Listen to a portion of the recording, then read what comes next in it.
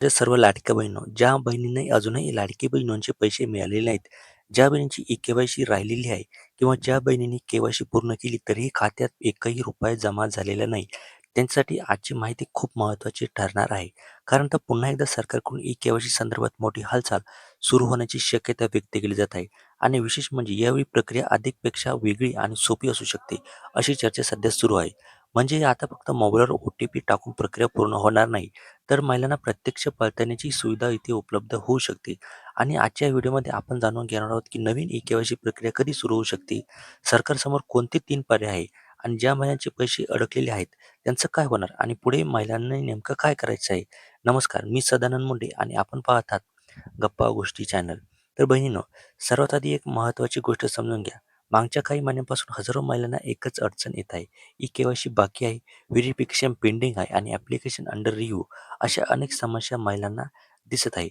काही महिलांनी सी-एस-सी सेंटरवर जाऊन प्रक्रिया केली, काहींनी मोबाईलवरूनच पूर्ण केली, तर काहींनी 2-2 वेळा के-वाय-सी केली, पण तरीही त्यांच्या खात्यात पैसे जमा झालेले नाही.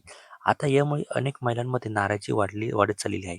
कारण काही महिलांना नियमित हप्ते मिळत आहेत, तर काही महिलांचे 5 ते 7 महिन्यांचे पैसे इथे थांबलेले आहेत. आता प्रश्न असा आहे, की जर महिलांनी ई-के-वाय-सी पूर्ण केली असेल, तर पैसे का अडकले? तर बहिणो, यामागे अनेक कारणं समोर येत आहेत. पहिलं कारण म्हणजे सरकारच्या सिस्टममध्ये माहिती अपडेट होण्यास उशीर लागतो. काही महिलांची बाकी माहिती जी आहे ना, ती आधारशी जुळत नाही, तर बाकीचे बँक खाते डी-बी-टीशी लिंक नसते. दुसरं मोठं कारण म्हणजे योजनेमध्ये काही फेक अर्ज आढळलेले आहेत आणि याच कारणामुळे सरकारने पडताळणी प्रक्रिया अधिक कडक केलेली आहे.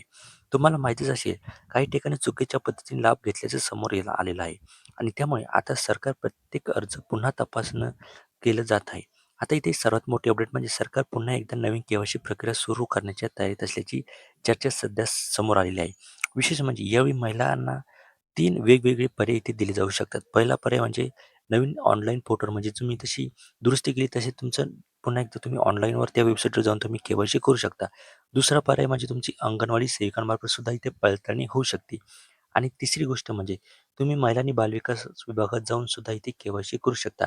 हे 3 पर्यायापैकी सरकार आता कोणता पर्याय निवडते हे सुद्धा इथे बघणे महत्त्वाचे ठरणार आहे. वेळ तुम्हाला काय वाटतं, लवकरात लवकर ई-के-वाय-सी प्रक्रिया चालू करावी का? आणि राहिलेल्या बहिणींना सुद्धा हप्ते मिळाले का? ते कमेंट करून नक्की सांगा आणि तुम्हाला मार्च आणि एप्रिलचा हप्ता भेटला का? ते सुद्धा तुम्ही कमेंटमध्ये सांगू शकता. चॅनलवर नवीन असेल तर सबस्क्राईब करा. धन्यवाद.